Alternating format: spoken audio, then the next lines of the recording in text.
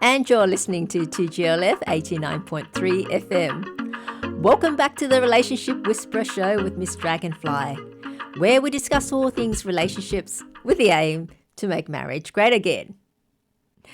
And now, today we'll have a little different of a show. And, with my shows, of course, it is a relationship show.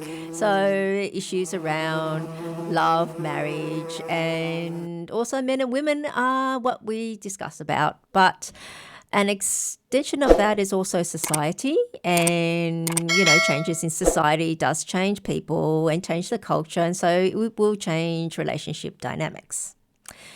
And previously, recently, we've just had changes in NSA vibes through the recent elections in the US. And as I said before in my previous show, that it's been really yin for at least the last 10 years, at least in the West, that has really flipped and become very yin. And as I say, you actually need a balance for society to work, just as in anything, not just society, even relationships as well. You actually have to have the yang and the yin. It'll get balance for things to work. And as I explained before, and when you just imagine you have a workplace all full of men, it's just totally yang and there are problems.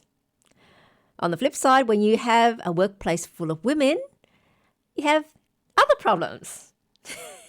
And I think anyone who's worked in either of those two environments would know exactly what I mean. You can't have all yang and you can't have all yin. Or you can't have one favoring one more than the other.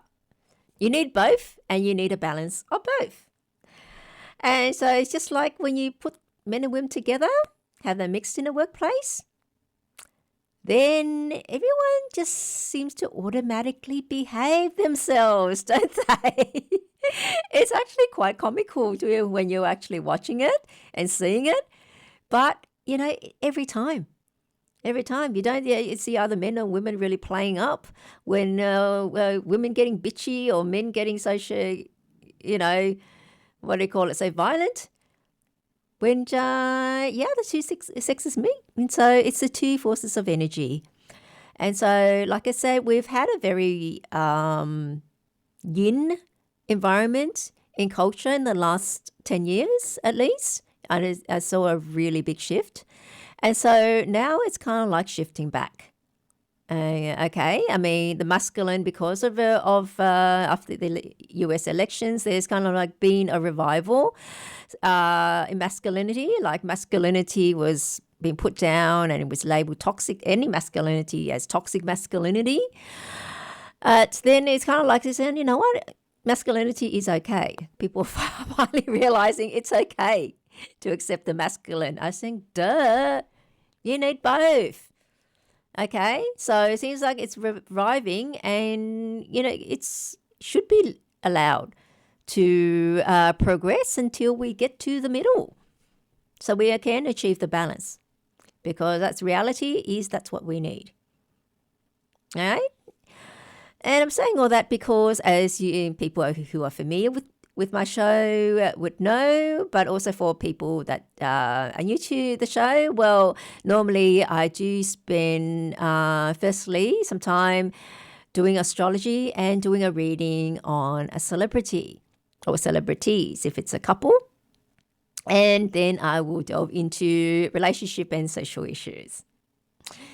Now, because of this shift and the US election, and there's been quite a few controversial appointments that Trump has decided on. Well, they still have to be vetted and confirmed by Congress, but his picks have raised eyebrows, and it's kind of like a really dramatic shift. And in particular, I thought I'll have a look at the chart of one of his nominations in particular. And I know you're probably thinking it's a man, but no, I am going to be looking at a woman. So think about how a woman's play a place in all of this. And she's actually been picked to head a department that's actually traditionally quite masculine as well, which is surprising. So I'll have a look and see how she goes. If she is going to be confirmed. She is labelled a controversial pick, which on the one hand would be surprising because you think that the left and progressives would be cheering on, yay, yay. Yeah, you got a woman appointed into a traditionally masculine department that's normally headed by men, and that is the Department of Home Intelligence. Okay? Of national, is it home intelligence or national intelligence? One of them, but they'll be in charge of as an overreaching overall, watching on all the other intelligence agencies, right? Like an overseer. And that nomination, if you might guess already, is Tulsi Gabbard. I hope I pronounced her name right, because I think it's actually a Hindu name, Tulsi, and she is known as like the first Hindu in Congress, in the Senate. And, when you think of Hindu, you think of them as being synonymous with India, that religion. So anyone that's Hindu, you'd expect them to be Indian, rightly, of course, because it's never really spread outside of India into other countries. Not like Christianity, Islam, or even Buddhism. It originated in India, but now it is predominantly in all parts of Asia. But anyway, and her background apparently is Samoan Islander. Her father is European Samoan. And so she's got the Islander background, and I think her mother is, by looks of the surname, Porter, is entirely white. So there you have it. But apparently her mother was anything attracted to Hinduism and got involved, and so brought up her children in Hindu and named her children with quite Indian Hindu sounding names. So Tulsi, it's her name. And so and you know what? She's seen as controversial pick from the left, which is what I was surprised at, seeing that she's a woman. But I guess because she is also a conservative woman as that, and she has served in the military as well. She actually served. So good on her for doing that. And besides being a politician, she served. And not only that, she was actually a former Democrat. She used to be a Democrat.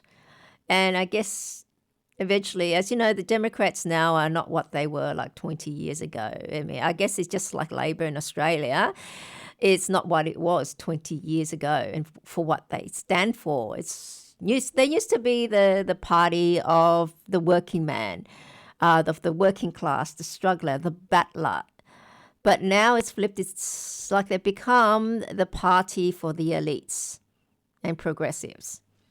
So I guess probably that's why she thought about it, and the values of the Democrats no longer aligned with hers, because I guess the Democrats have changed so much.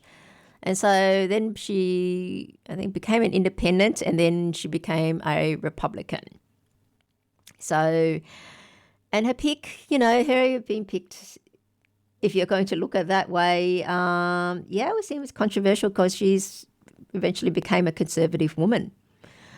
So it's going to be interesting to see whether or not she's going to be confirmed. And then if she does, how well is she going to end up doing in her job? Whether or not the establishment will accept her. And she's very much an outsider in terms of not being part of the old boys club, so to speak.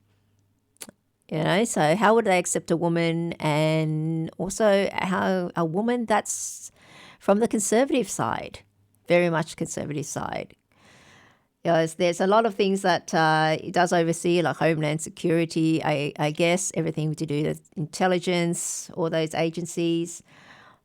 Traditionally quite masculine, but it's pretty much because of the prevailing Ideologies that have been present, they have also flipped too. It's affected the nature of them. I guess overreaching government, it's been one of the big things that conservatives push back on, but progressives seem to love. Okay, so it's not just about men and women, then it becomes, as in capitalism versus communism, authority. So that's who I will be having a look at in today's astro reading. Now, before we talk about relationships and making it great, we are talking Tulsi Gabbard. She is an American politician and military officer, and since 2021, she's been a lieutenant colonel in the U.S. Army Reserve. And having previously served as a member of the Hawaii Army National Guard from 2003 to 2020. Wow, she's had quite a long stint. That's 17 years being in the National Guard, and only finished quite recently then. And as most of you may have heard, if you've been following the US and US politics, former president and president-elect again, Trump, has selected her for the position of Director of National Intelligence. There we go. And she should start now in January 2025 once she gets confirmed by Congress. And she is a former congressman as well, and she served as the U.S. representative for Hawaii's 2nd Congressional District from 2013 to 2021. So you know what? That means that crossing over, she was serving in Congress at the same time she was part of the National Guard. Wow. That's what do you call that? That's been that's real multitasking to the extreme. And she was the first Samoan American member of Congress as well. And I was surprised, and I guess I wasn't following it so much back then, that she was a candidate in 2020 Democratic presidential primary. So she tried to be the Democratic presidential candidate back then. And you know what? I think she would still be president. She might have been the first female US president if she gotten through, and might still be serving. Well, I think she might still have won again. But I guess after that, she wasn't too happy because in 2022, she left the Democratic Party to become an independent. And 2024, she joined the Republican Party. So I guess went from the left to the center and now to the right. Okay. Talk about realignment. All right, now let's have a look at her chart. Unfortunately, we don't have her time of birth, so we are not going to be able to generate her hour pillar. So we're going to miss 25% of the information. And as I said before, we can still do the reading, but it may not be as accurate as true. Like I said, because sometimes the hour pillar changes the reading and sometimes it doesn't. Okay, we just can't be sure. And, some readers that I guess, very professional about it, they would not accept readings from people or do readings from people that don't come with their time of birth because they think because they think ethically they couldn't do it because they just can't guarantee that it's correct.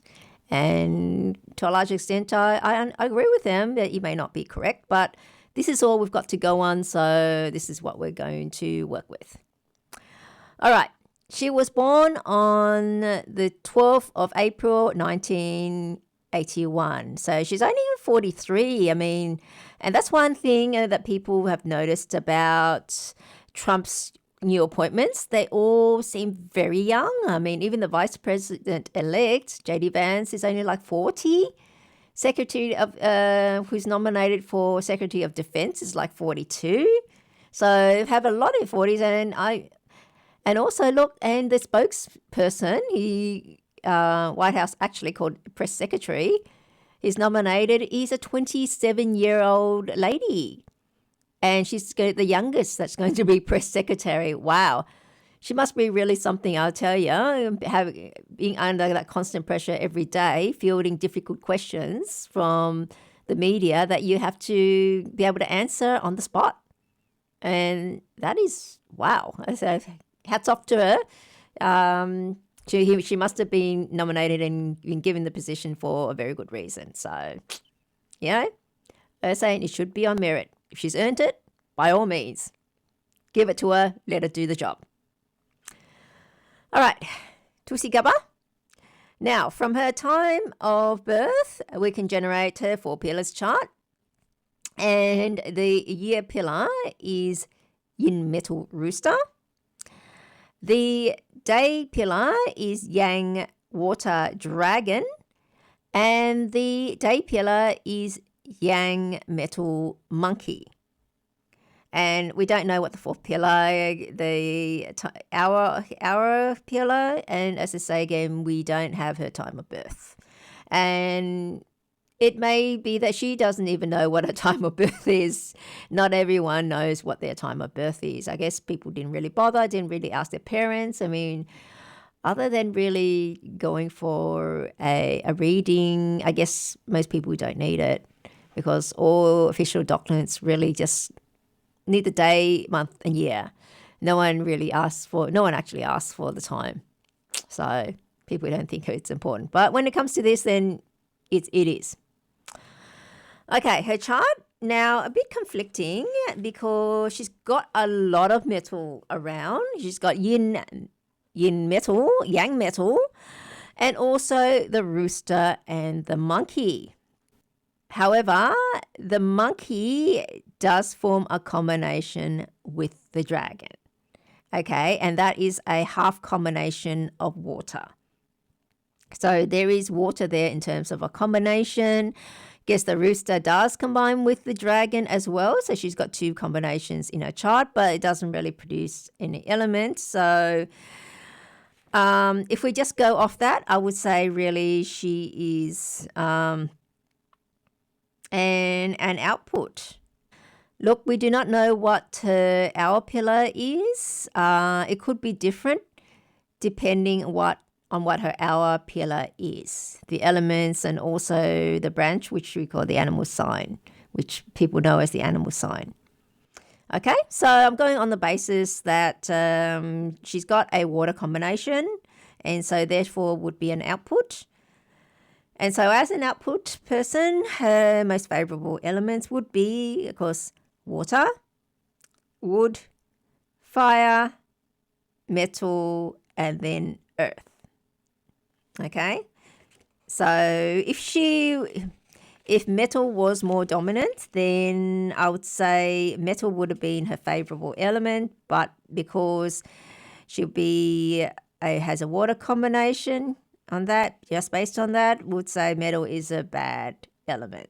So in this respect, you see how it can be very important what the hour is, what the time of birth is, as to how it affects the reading that we give. All right. Now, a bit about her background again. Like I said, she was born in American Samoa, and her father is Samoan European heritage. And she is a practicing Hindu, though with no Indian heritage or link. Though I can understand why people might have thought she was Indian, hearing that she's Hindu, and also she has a darker complexion. But she actually stated and clarified that no, she has no Indian lineage at all. All right. So now a bit about her. What's happened with her in her career? 2002, when she was 21, 2002 to 2004, she was in the House of Representatives in Hawaii. And that was at 21 years old. And she became the youngest legislator ever elected in Hawaiian history and the youngest woman elected to a US state legislature. Wow, give it that to her. And 2002, when was that? 2002. That was during the Yang water. In 2002, that was during the Yang wood luck cycle. So if that's respect yen, then yes, we can probably say that, yeah, she's favoring water because then wood would be her favorable element as well. And because if it wasn't, then it would be an unfavorable element. But she did well during the wood luck cycle. She got elected to the House of Reps, became a politician, the youngest ever, and so she had all these things favoring her. So we can probably say, based on that history, that, yeah, she is an output then. And in 2003, she enlisted in the Hawaiian Army National Guard. Now, that year was a goat year as well. So goat year is earthy. Goat in that respect, and we clashed it and with the dragon as well. That was more earth, but there was no real combinations there. And in 2004, it was the monkey year. She served in Iraq with the medical company support team and completing her tour in 2005. And because of that deployment, she did not campaign for re-election. Now, in 2007, that was during the pig year, she graduated from officer candidate school at the top of her class. First woman to do so. Wow. Now, during that pig year, 2007, she would have been in the horse luck cycle, and the pig again, pigs are what we say mostly water, so I guess that also helps her, and water is her favorable element, as I mentioned before. Now, next, in 2008 to 2009, she was stationed in Kuwait as an army in the military police platoon leader. Okay.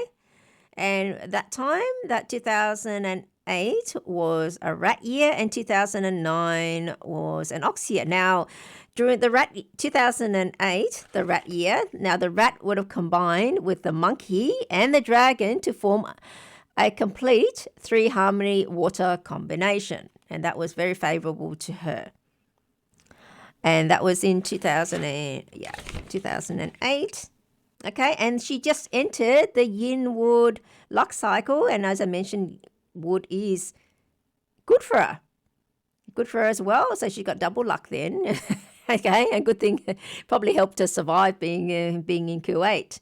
She had strong protection around her. And 2009 was the ox year. Now, the ox and the rooster combines to make metal. So that forms a half three-harmony combination of metal. So here then, for that year, you've got a half of a three-harmony metal combination with the rooster and the ox. And then you've also got the monkey and the dragon forming a three-harmony water combination. So that year might have been a bit of conflict for her, bit of conflicting for her, and not that easy a year, as people might think. And 2015, she became a major with the Hawaiian Army National Guard, and 2020, she transferred to the US Army Reserve. 2020 was a rat year again.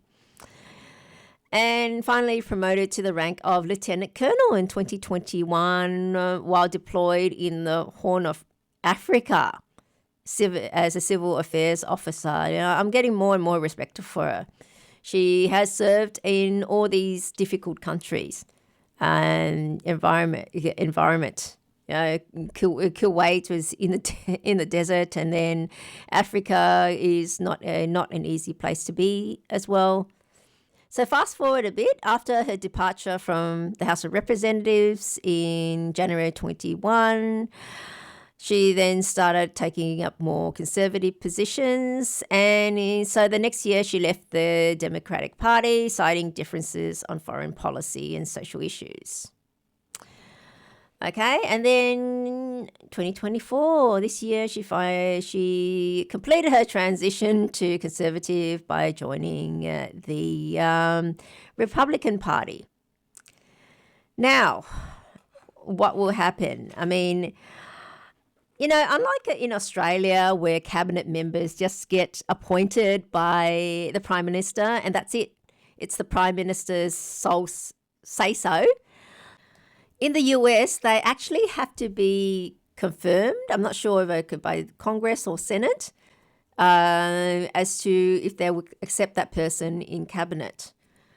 So because of that, it's kind of like, I can understand why they put it in as a check and balance. But on the other hand, it means the person that you elect the president as, all the policies they've run on that you've voted and elected that person on may not necessarily be the eventual policies or those type of values that get on, because his pick, in this case, try Trump, may not necessarily be what he wants. Okay, it might be diluted, or especially if another party controls the Senate, then the only people they would approve would be people to their liking that'll hold the policies that they're aligned with. So in this way, you might end up not being able to do anything at all, or the president that said they were going to do all these things that you've voted for to do may not be able to do it. Okay, so yeah, she may not get confirmed purely because she's just such a newbie at this, is what people think. But hey, of intelligence, she has been in the army for a very long time, for 17 years serving. So she would know something about security, you'd think, after all this time. And she's a patriot, so she'll work for America, she'll work for her country. And she is a woman. What did people out there say? Needs a woman's touch? Well, you got a woman here. And so I thought I'd look and also check whether or not she is going to be confirmed and actually be able to do the job that Trump has nominated her for. So let's have a look at her luck. So let's have a look at her luck. Now, presently, she has just gone into the monkey luck cycle, which supports her as well, either as with water or metal. But this year is actually a dragon year. Okay? And as I said, dragons and monkeys combined, they produce a half combination of water. So you've got a dragon-monkey combination, the monkey from her present luck cycle, and the dragon from this year. So that's one combination forming water, and she's got monkey and dragon in her personal chart, her birth chart. So that's another water combination. So all up, it's water this year. So it should be supporting her, okay? And so I guess that's why she's just unexpectedly, to a lot of people, just rocketed it up and got nominated to be the top job as Secretary of National Intelligence. Okay? So power position. Now, that's very, very well, and she's presently going to be in the monkey-like cycle. Now, if the hearings confirmations are in January, so let's consider January. What's January? January, what month is January? People not quite familiar with that. January is an ox month. Now, In January, depends when the hearing happens. January is an ox month, but when does the Lunar New Year start? It starts on the 29th of January 2025, and 2025 it will be Year of the Snake. And the snake will combine with the monkey and the rooster. So if it's before that time, it will still be the dragon year, and she'll still have that water and will still be helping her, albeit the ox will combine with the rooster, but they're as a half combination of metal. But we've still got these two half combinations of water.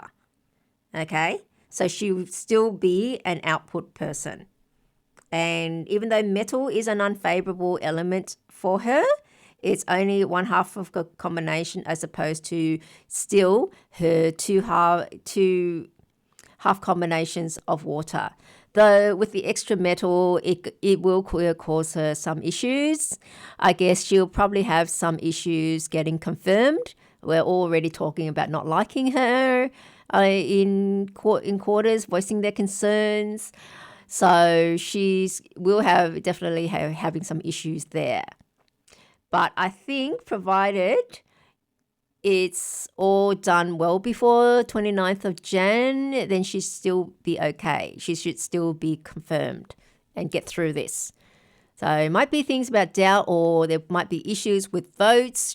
They might try to convince certain members, because even though the Republican Party has won both houses of government, the Senate and the House of Representatives,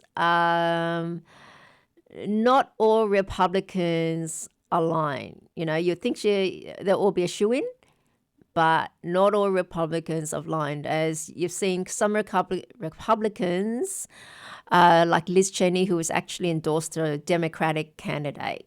So it's gone the other way. And so that's why they're known as Republicans in name only, rhinos.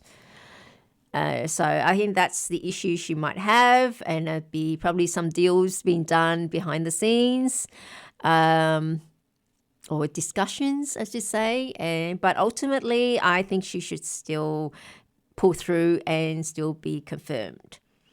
And you know what? At the moment, she'll still have a good run of luck until,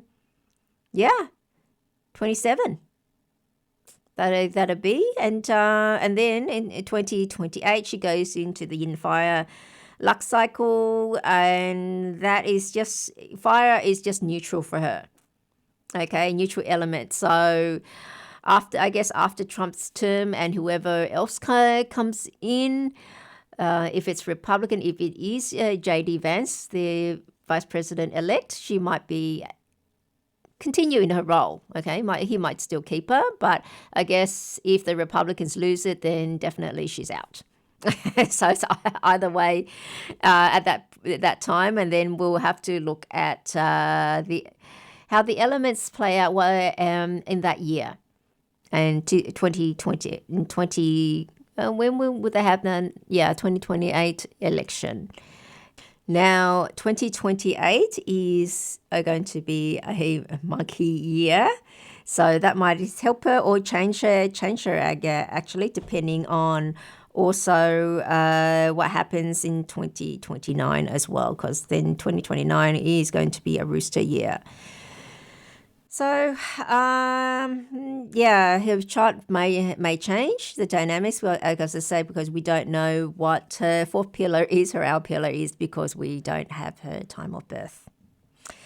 So that's Tulsi Gabbard. According to her charts at the moment, she should get confirmed and become Secretary of National Intelligence Department, though albeit with some issues in January. It won't be smooth sailing, but in the end, she should get through and be confirmed. Now, we just had a look at Tulsi Gabbard's chart and discussed that she has just been appointed to head the Department of National Intelligence. And she's also been a soldier. This is the thing that discussion has popped up every now and then, is whether or not women in the military is a good idea. And Tulsi has been in the military. She served for 17 years. Good on her. And also been in politics as well. How's that for multitasking? Gotta give it to her. And being someone that's been a woman in the military, and she's also now a conservative as well, that's really a little interesting. I understand, part of it is patriotism, but the other part is conservative views are women should not be in the military. Whereas the left says, and the progressives say, yes, men and women are all the same. Women can hold a gun and so forth. And so, just like a man can hold a gun, there's no difference. So it was interesting to see what she would think about this idea. And I saw an interview that she had done with Jordan Peterson. As if people have been on YouTube, they'll be familiar with Jordan Peterson. And he was asking her whether or not women should be in the front line. Is it a bad idea? And because he says, look, what's the military is there for security. That's the whole purpose of that. Not somewhere for you to do virtual signaling, because that gets people killed. And it says about standards being lowered so that women can qualify to in order to make some point that women can serve, to allow women to serve. And that's an interesting point, whether or not standards have been lowered and whether or not they should be at all. And he's saying, like elite forces in particular, 95% of men would not qualify, would not be able to make the physical standards, physical and I guess reflexes and all that have you in order to qualify. So only top 5% of men would qualify. And because 95% of men would not qualify, then no woman would qualify. That's pretty definite. I mean, you can say that with pretty much confidence that it's a definite that no woman would qualify. Because, look, granted, a fully trained woman can take out an untrained man. But she cannot take out another fully trained man. Just because in the military, okay, look, you work with guns, but there are instances where it's not just guns. What if there's hand-to-hand combat? There's instances where you have that. I mean, we've all seen enough movies to have seen that, shoot out and the hand gets knocked out, the gun gets knocked out of your hands, or you lose it or something, and then as a matter, you've got to fight for it. And if you're going to fight hand to hand, whoever wins that fight will be able to get the gun and kill the other person. And so you have a situation of women hand-to-hand combat with men. And like I say, granted, she can take out the guy on the street that hasn't been trained, but the men that she's going to be fighting against, would also be trained because they're in the military. And then she would have no chance. Basically, that's the same reason why you do not have women fighting against men in combat sports. That's why there are separate divisions, men and women's divisions in combat sports. Like, you have judo in the Olympics or boxing. Well, that's been a bit of a controversy from this year's Olympics, as you would know, about separate women's categories and how you qualify for that. And also, in the UFC, MMA, it's always separate men and women's divisions. What would happen if you plucked a man, had a woman competitor up against a male competitor? It's like, no, duh. It's, without a doubt, the man would win, would beat her to a pulp, because men have stronger bones, denser bones, bigger frame. Therefore, will not break as easily and can break bigger power and can break a woman's thinner bones, thin scale. I mean, there's women that have ended up in hospital, even up against a trans person. And a cracked skull, I think, it might have been an MMA, something like that. And so it is ridiculous. Okay, it's lots of other things. Men bigger, who have bigger lungs and bigger, more muscle mass, carrying capacity. They have greater stamina. And I think it was said that there's this female marathon runner that came the winner of the female marathon. And if you had to place her time amongst the male competitors, she would end up coming like 8,000th just from her time versus the men's times. And so, look, she can outrun any guy on the street, but to the man that's been trained as well, she has no chance. Yeah, so if you have open categories, you did not distinguish between, have separate men and women's categories at the Olympics, no woman would win any medal at all. Not gold, silver, or bronze. That's why you have them. She may win maybe some things like synchronized swimming, because there are no male synchronized swimmers. Okay, and granted, look, women look far more graceful as a synchronized swimmer and those artistic things than men.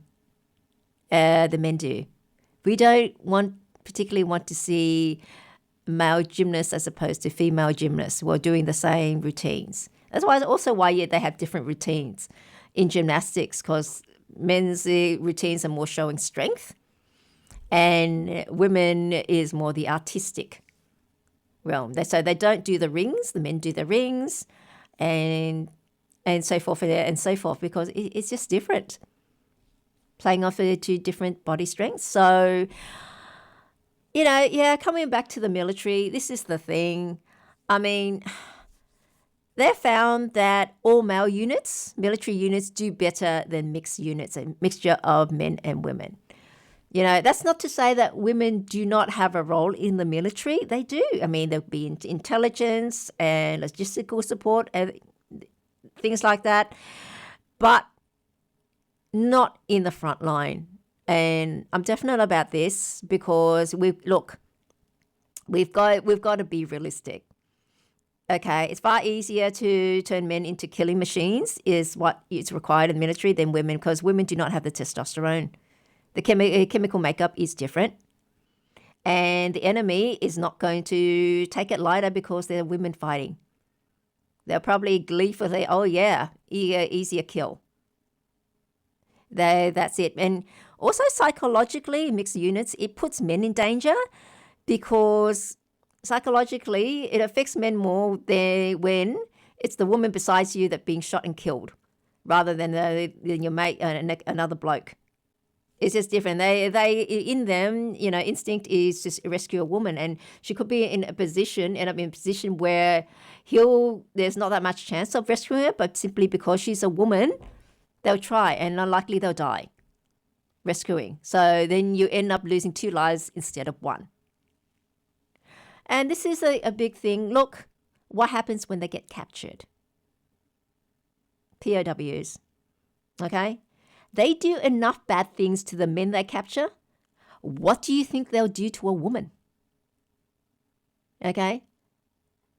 Daily sessions of gang rape and then torture and murder at the end of it. For what end, really? And, it's one thing having sent out their sons to wars, but also daughters. And this is another thing when feminists are pushing about women to be in the front line. But hey, none of them are doing it. They want other women to be out there dying to prove their point, or whatever point it is they're trying to prove, or their ideology, or their agenda, or so forth. Women are just as valuable as men. And they are capable, but in different fields, because we are inherently different. And we have different abilities and different qualities. And that's fantastic that we are different, because it's It's giving us another range of skills rather than what we're only valuing the masculine. It's happening. What about the feminine? Okay, yeah, I just can't fathom why the push to make everyone the same. And what happened when you're at the same time you're also pushing diversity? But please, not diversity. When it comes to it, things should be chosen on merit. There are some things men do far better than women, and there are some things women do far better than men. Okay, and it should be just on merit. That's why we hire on merit. I mean, you're saying, don't care the thing. What happened is about racism and sexism. It's determining someone based on their gender or their race. How about we just don't think about that and then just base on what they can do and on merit. Sometimes I think like, it's kind of like, oh, men have been dying in combat and now it's the women's turn. And who sprouts that? Normally, I think it more effeminate men that do that, low testosterone men and women. And I don't think that standards should ever be lowered. I mean, there have been areas that have been lowered, and the results haven't been good. It's just, but no one wants to talk about it. Areas like firefighting. Okay, I mean, most people think, oh, it's just putting out fires, but it's more than that. Because what I understand, they've lowered their standards so that women can qualify. And what happens? When you do that, you put other lives in danger. Besides putting out fires, what do firemen also do? They go in, and I say firemen because it's usually them that go in, and they rescue people, burning buildings, kick down the door to get to someone. Or you might have someone won't be out with smoke inhalation, passed out. You'll have to throw them in over their shoulder and try to escape, carry them out of the building. Can a woman do that? She can't. She's just put her life in danger, because a male in her position would have been able to say carry that person out, but she can't. She can't. And then, but they also get paid or demand and advocate that be paid the same as the men. And what happened about equal pay for equal work? It's not equal work. Someone can do more, then they should be paid more. So that is one thing, but also ambulance paramedics as well complain, particularly the men, because they've had to be the ones carrying patients because the females either can't or won't do it and leave it to them and say, no, you're a man, you do it. And so instead of having alternating as they would with another male colleague in carrying, they've had to do it all the time. And they was complaining about back issues now because they've had to do it all the time. But the females, paramedics also demand to be paid the same, or not doing half the work, that part of the work. So is that fair then, though? In the end, idealism, political correctness, and DEI creates danger and even death. What for? Really? Do women really want to do the heavy lifting and act like men? If so, what for? What for really? That you want to act like a man, because doing so is really a rejection of being a woman and saying that women are inferior. And I don't want to be a woman. They're inferior. Look at me. I can do what you do. Therefore, I'm equal. While before acting like a woman, I wasn't. Before I was acting like a woman, I wasn't equal. But now that I'm not acting like a woman, I'm acting like a man, therefore I'm equal. That's essentially what they're saying. And women, women are actually lowering themselves by advocating for this. Instead, they need to push that they have value as a woman. Instead of trying to emulate men, they should remind others and advocate for the value of a woman's contributions in society. Remind society of the very valuable and important work that women do as women, be that as caretakers, teachers, nurturers, and so forth, bringing the next generation up. That is a very important task. And women do that very well. Okay? Leave the jobs that men are better at doing to the men, and men leave the jobs that women are better at doing to the women. And so, yeah, people should play to their strengths. And if a man or a woman happens to be better than the other sex at something, by all means, it should be done on merit and what people are naturally good at, and value that person as they naturally are. Really. I mean, you can say, just like a musician, all they do is music. But hey, wait, hang on, they can't fight fires. Therefore, they're not as good as a fireman. They're a musician. It's what they're naturally good at. And so they do that. And so they have value as a musician. Doesn't mean they're not as valuable as a fireman because they're not doing fires. They're not putting out fires. You get my drift? Okay. Now, what do men want in terms of women, in terms of the types of women? Really? Have a think about it. Would a man actually want a woman that acts like a man? I mean, why would he want to hang out with one when he can hang out with the real thing, another man? See, ladies, you're trying to act like a man and, being, I can do this, I'm just like a man. Do you think that would appeal to a man if you're looking for a partner? Seriously thinking. I'm saying, you're a woman, you're acting like a man. Well, if he wants someone to hang out with like a man, well, he'll just go to another man. Why would he want you? A woman just play acting as he sees it to be a man. We all want to be around someone that we feel good with. There is a different type of dynamic being with a woman as opposed to being with a man. And we go to different sexes for different things. I mean, just think about it. We have lady friends when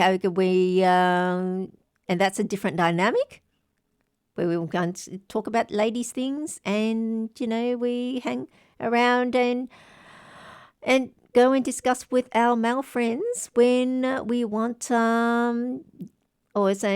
different type of company, and then we expect the dynamics and the way we interact with them to be different. So it's a different thing. So if a man is looking for a woman, do you think he'll want one that acts like a man? There is no point, really. Because a man is yang, so he's going to want the yin and want a woman to be yin, be feminine. And that is why he's looking for a woman. He wants the feminine aspect. He wants to be around the company of the feminine, the yin. So after a hard day's work, he'll want to come home and feel warmth and softness of a woman, and not like the hardness and the straightforwardness, and feel like he's being with a man in a competitive state, or it gives off mates vibes being with a woman that's like a man. That's the feeling that he would get. Men, we're around men, yes, competitive, mates vibes, that sort of thing.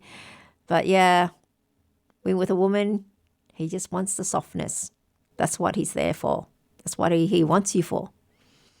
So really, ladies, do not forget to be women and be proud of it. Be proud of being a woman. I mean, it's not something to be ashamed of.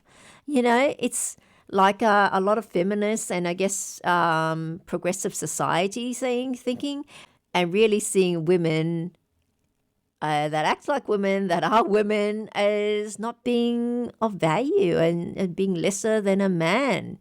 That's why they look down so much on stay-at-home mothers.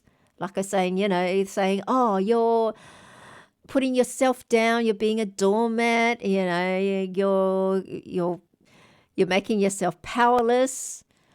Yeah, so forth, just being at home and doing all that nonsensical stuff when you can be out there and do the important stuff like the one he's doing.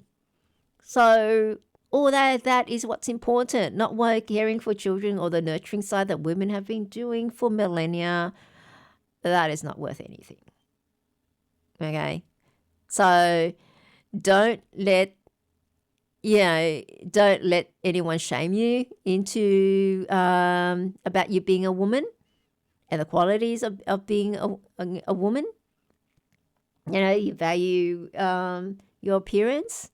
The woman saying dress up like in women's attire, really in your femininity, be in touch with femininity. And very important that if you're in a relationship, remember to show your softness and your feminine qualities. Okay? That's always going to be appreciated. And again, into what you're going to be loved for and valued for, amongst all other things as well. You just can't trade on that, as I previously said on my other shows. There's more to it. You have to bring a lot more to the table than just being a woman and being feminine. There's also a myriad of other things I've gone through, and which you can check back again on my previous shows.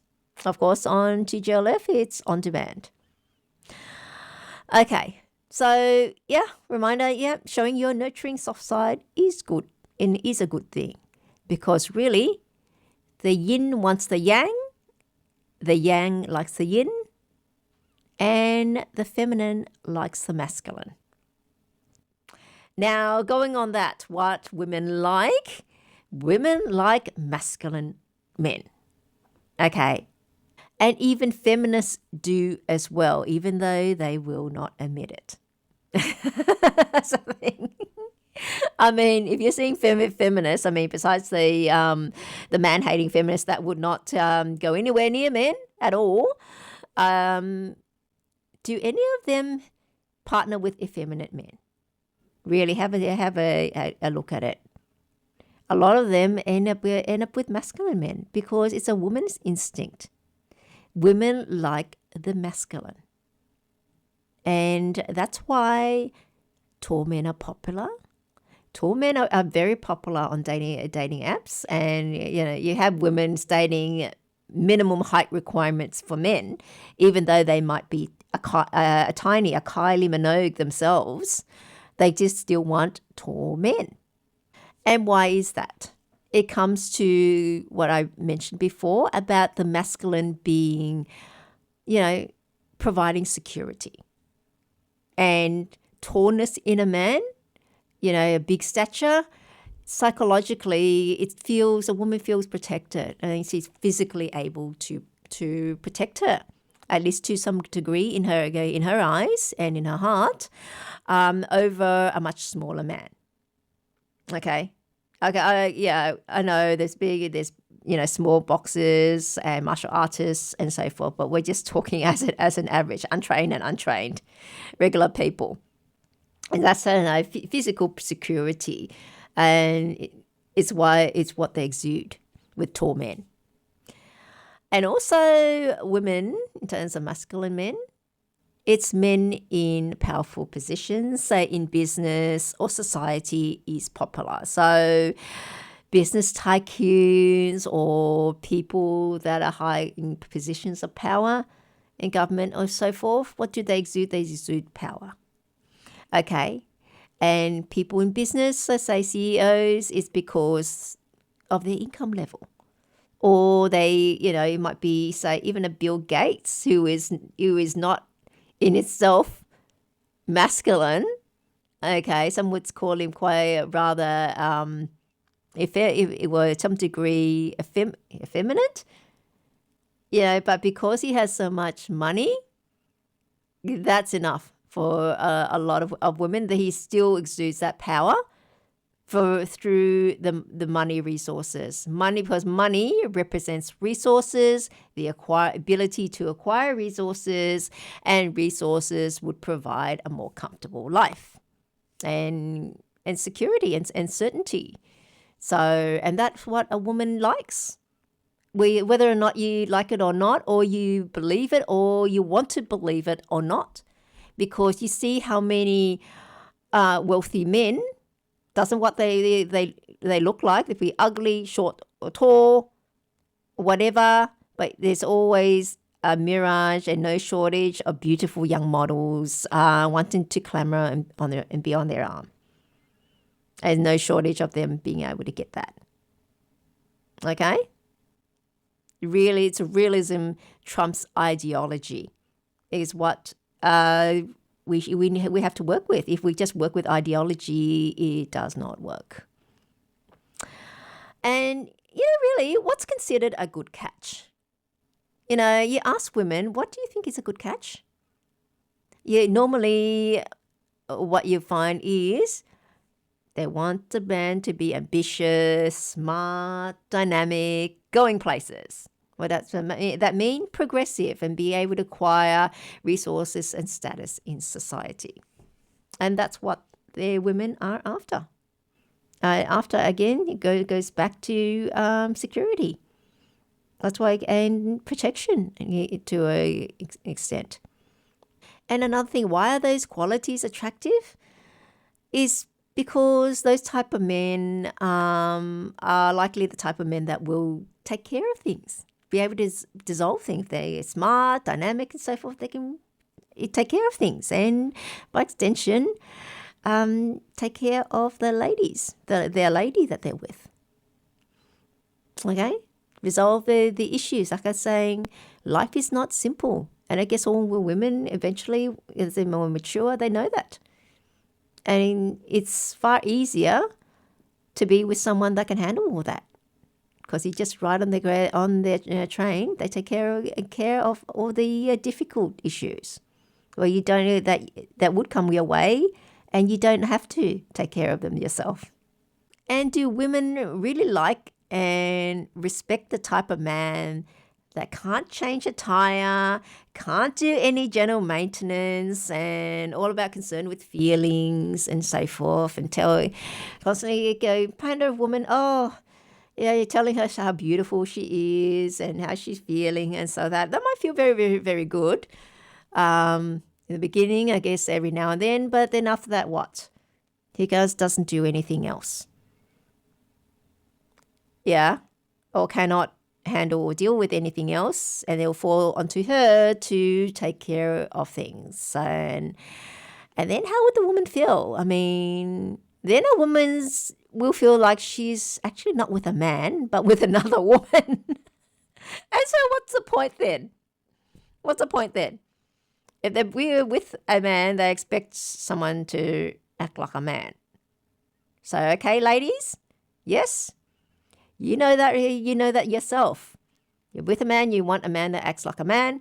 And so by contrast, on the flip side, a man is going to want a woman that acts like a woman. So a big thing for you to, something for you to really think about. If you're in the dating game and you're after a relationship and looking for a partner, really be in touch with your feminine side, and don't be afraid to be a woman. But on the same token, you have to show what you can bring to the table as well. Like I've said in my previous shows, and we'll be expanding that in the future. Now, I've come across an article which is of quite an unusual proposal. A woman proposes to a man on a bent knee. How is that for flipping gender roles and expectation and flipping tradition on its head? Now, I'll go into the article. Footage of a woman proposing to a partner by Sydney's harbour has divided online. The clip, posted by Personalised Proposals & Co., which organises memorable Aussie proposals, has been going viral. In the video posted, a young woman who looks stunning in a red dress is seen leading her partner, who is blindfolded, to a breathtaking harbourside location in Sydney. Once they arrive in a quiet grassy spot, he takes off his blindfold and she gets down on one knee and asks him to marry her. The man accepted the proposal and kissed his partner's forehead in celebration. And he said, yes.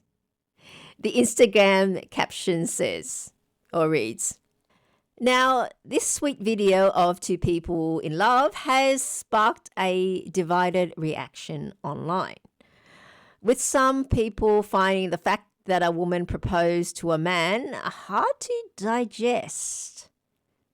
Now, why do you think that is? The issue some Aussies seem to have with the video entirely comes down to gender. There's barely any criticism about the location or the way the woman proposed, but rather about the fact that the woman was the one to propose.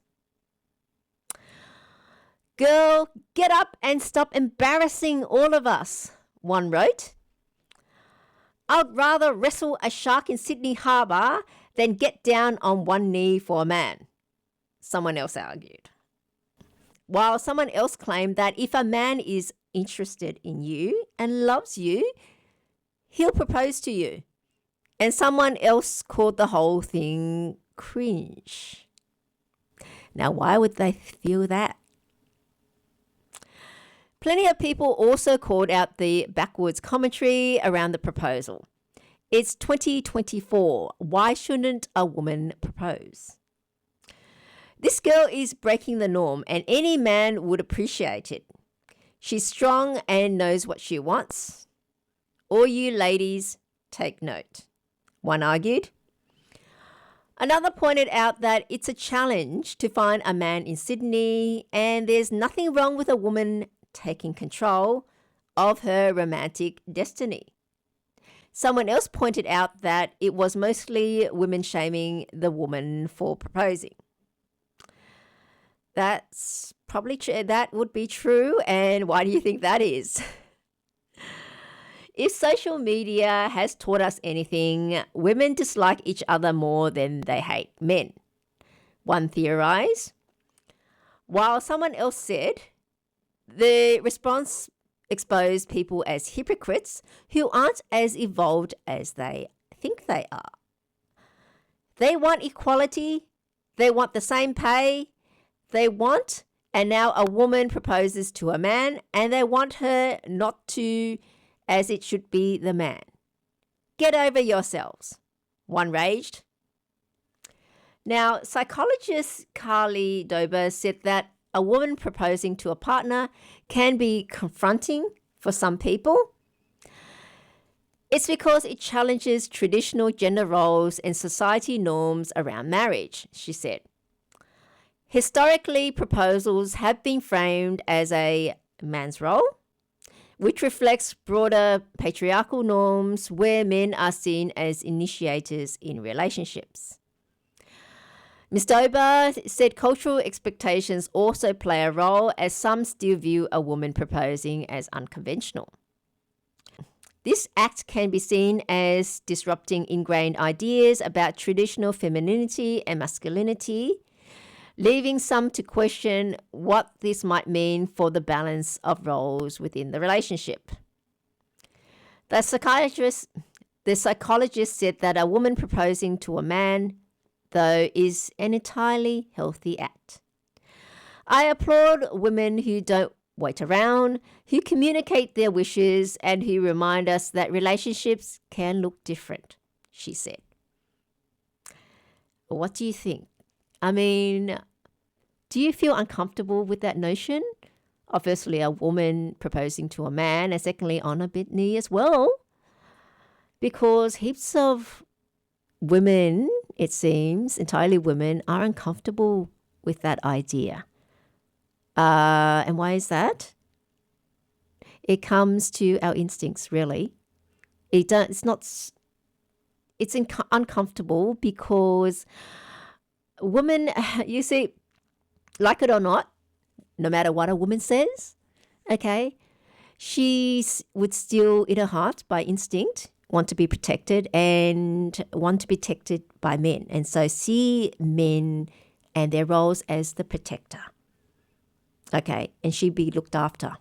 No matter what a woman says, that's her instinct. She might spout all the political correctness because it's politically correct and doesn't want to be ostracized by society and wants to be accepted. Now, that's a big thing about women I'll go into later.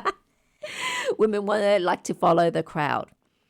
But even if it's contrary to how they personally feel, but when it comes down to themselves personally in their instinct, they act entirely something else when it comes to executing it for themselves. And so, the thing is, it all comes down to, the man's role, because the man's seen as provider and protector. And so it's him going and choosing the woman to marry, because say, come marry me, I'll protect you, I'll look after you, that sort of thing. Whereas if the woman has initiated, it's kind of like she's picked him, and so she'll be the provider and the protector for him. And I guess that's what makes women uncomfortable. Because look, you don't go out and pick someone for them to do work for you, unless you're paying them, of course. It's more like, yeah. It's more likely you pick someone to say, look, I'll do this for you. And that'll be accepted. I'll look after you. Share life with me. I'll take care of you. Yeah, share life with me, live with me, and so forth. I'll provide.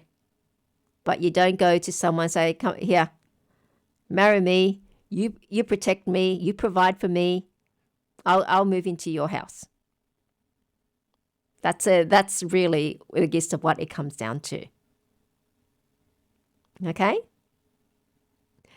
And so we're coming towards the end of our show. A little different this today, but it still fits in the masculine and the feminine, energies and roles, which is very important in marriage and relationships as well.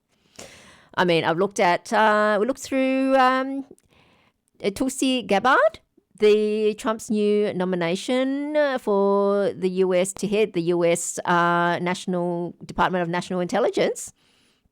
A woman going into a traditional male area, and I would say a male role as well. But she's done what we would consider masculine stuff in the past, where she served in the army for like 17 years. So it's not like she's entirely new to that area, but she's a woman. And I guess going back to that conversation, that interview she had with Jordan Peterson, when she's asked about standards in the military, should women be in military and frontline roles? And she said it all comes to, the standards. She agrees that it should not be lowered as well. Because in the military, look, it's not just about shooting, being able to hold a gun. Their backpacks, sometimes they have to range for so far. Okay, or sometimes if you're cut off from your units, you have to survive on your rations you carry in your backpacks, and the equipment is very heavy, something like 50 kilos, what I've heard. Can a woman consistently carry that on her back and still be able to walk and do the long distance walks with that heavy weight? Yeah, and having to maintain the fitness to be able to continue to carry that. She does not have the strong bone structure and muscular structure as a man.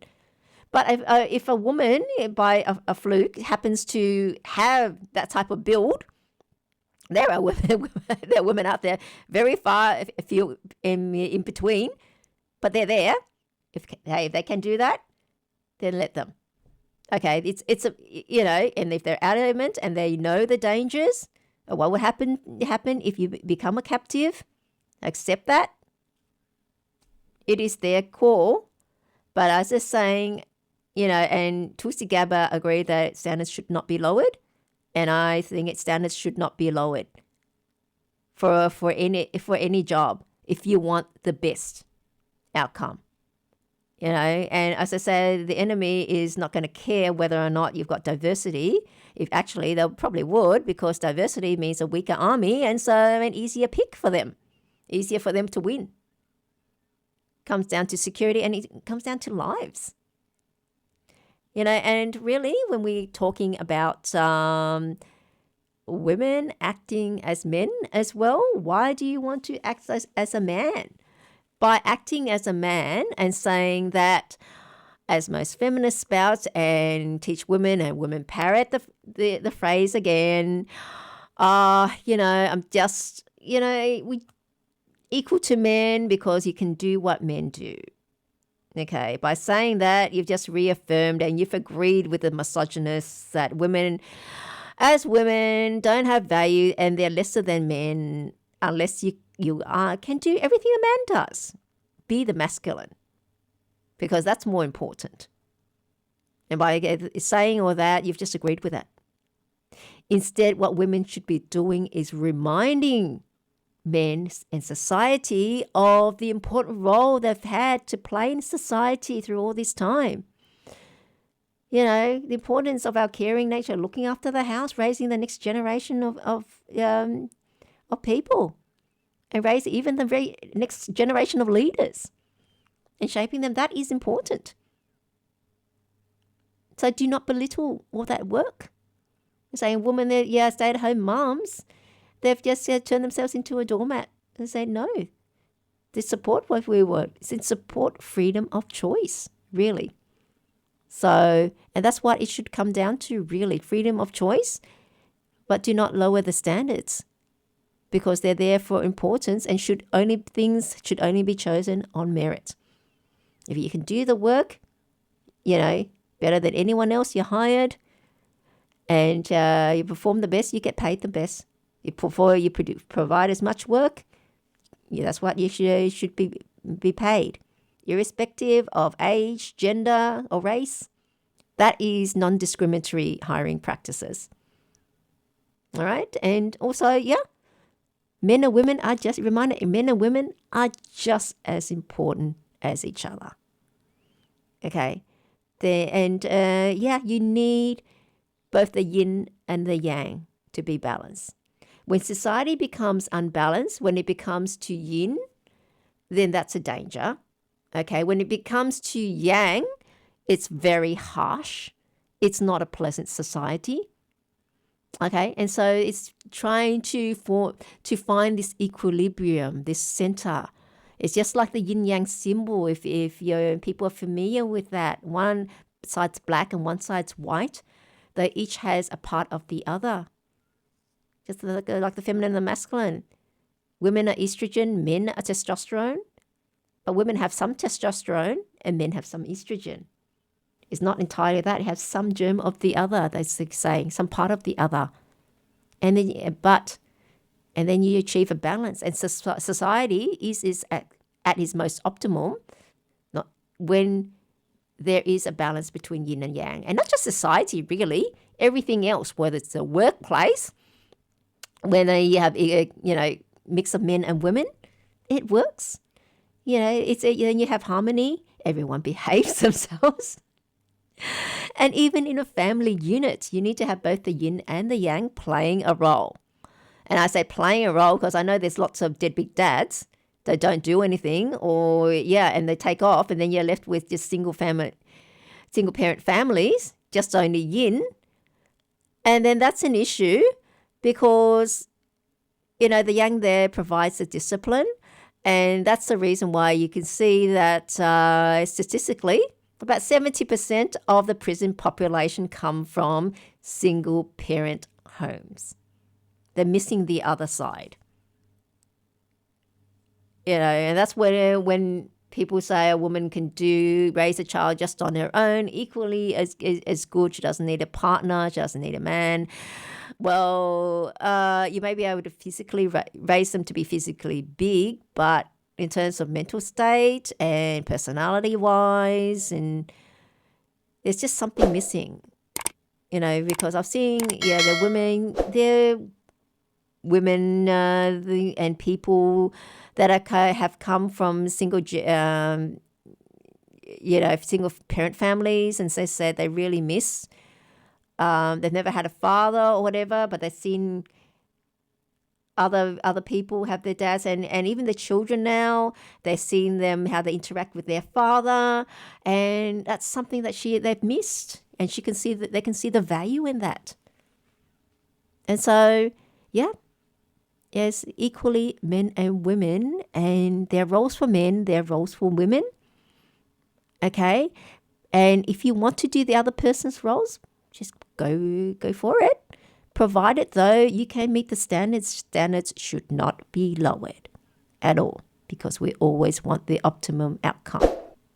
And it can be dangerous as well, because people can die if you hire for anything other than merit. All right? So those are my thoughts on the matter. What do you think? Let me know your thoughts by leaving your comments on my Facebook page. Just search for Miss Dragonfly or Make Marriage Great Again. I have 2 Facebook pages. It's best to follow both because I post different things on the Facebook pages, but at least follow one.